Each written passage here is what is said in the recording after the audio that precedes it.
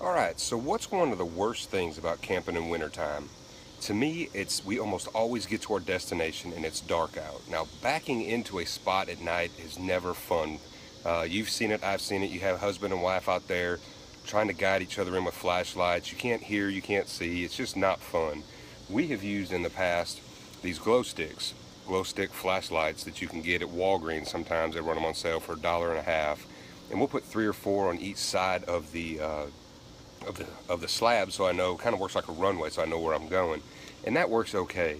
But I still wanted more light, so what I did was I mounted these Cree lights. Okay, now that's spelled C-R-E-E. You can get them on Amazon or eBay. A pair of them is like $15. It's not very expensive, and I used these 3/16 rivets to mount them. Okay, and you have to get the short shank rivets. When I say short shank, you want this section right here to be small. That way when you drill your hole and you rivet it on there, you still put your sewer lines in here, okay? This will now pivot wherever you want it to go. So that's how I mounted these on the back. Not rocket science, right? So now let me show you how I have these things wired. There's 2 different ways to wire them, so let me show you that. Okay, this just kind of gives you an idea of how bright those lights are. Now imagine that old truck is being a picnic table or something that's back there that you were going to be backing into. I'm going to slide across here and show you the other side of the trailer. Now granted, this is about where my reverse mirrors would be on my truck. That's about how far forward I am, and you can see it's really bright back there. I'm going to be going camping in a couple of days, and I'll show you more of the area behind the travel trailer, how much it lights up. But just while I've got you, let me go ahead and walk up here and show you just how bright these lights are. You can kind of already tell, but got the old fixer-up truck that we're going to be working on. We'll go this way. I mean, so if you were camping somewhere, you had to be doing stuff behind your travel trailer, I mean, that's a lot of light shining, and that one's actually shining more at the ground right now, just because I'd be using it for backing in at night. Anyway, it gives you an idea. Okay, so I told you that there's 2 different ways to rig these lights up for getting power.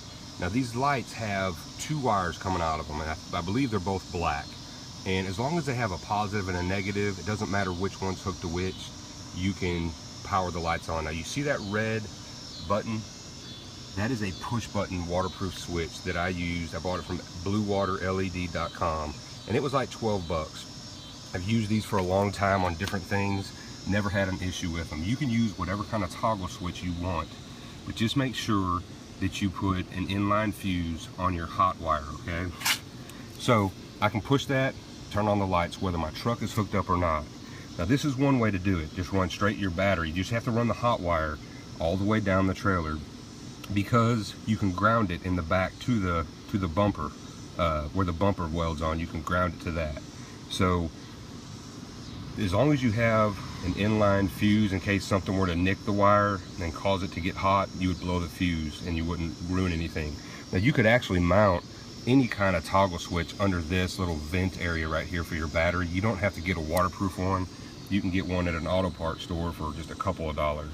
So let me show you now how I rigged the wires going down the trailer. All right, all I did was push the wire up under the underpinning all the way down, okay, until I got to the axle. Basically I just used a screwdriver, pushed it up in there, and it wasn't a big deal. It's been like that for like 6 or 8 trips now, and I've had no issues with that whatsoever. Now down here, let me get closer to the axle and show you how I went around the axle. When it comes time to go around the axles, I just went through the tube. I used a fish tape and fished it all the way down. I think that was about 6 or 8 foot worth of tube there.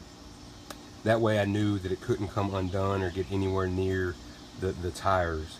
So I just brought it on out the back and then started sticking it back under the underpinning and went straight across, went straight out the back and then straight across the underpinning that's at the back of the trailer. So basically think of this wire as your extension cord that you're going to splice into for power. So once you're at the back, all you have to do with the lights, they have 2 different wires coming out. One's going to be a positive, one's going to be a negative. It doesn't matter which one you hook up to which. All you do is tie into this power line, with one of the wires, and your other wire you just ground it to the frame that the bumper is welded to, and that's all it takes. And you will have tons of light with these lights. Okay, so all you have to do once you're here at the back, like I said, the wire is just tucked up underneath this underpinning. I put my finger up here, you can see right there, I'm pulling it down. Now it's red. I ran out of the green and just spliced in and made it longer. So one of the wires is going into my frame, and the other wire is spliced into the light, and that's all you have to do. If you were wanting to run them off of your running lights, there's the running lights up here. Now on the opposite side of my trailer, the wire harness kind of comes down and goes back up. You could splice into your running lights. That way you could just put a toggle switch here at the back. Anytime you're hooked to your trailer, you're going to be backing in. Obviously your running lights would be on. You just flip the switch back here at the back. You wouldn't have to run wire all the way down to the trailer. But I'm telling you, I've used it at night several times, and it has been extremely helpful just to have lights all behind the travel trailer, whether you're cleaning up from dinner or just wanting to play a game back there, whatever. These lights will light up everything. All right, guys, there you go. I hope this video helps some of y'all. It does solve the problem of backing into a place at night. And as always, if you would, like my Facebook page, Southern Trace Camping, same on YouTube. Southern Trace is one word, by the way.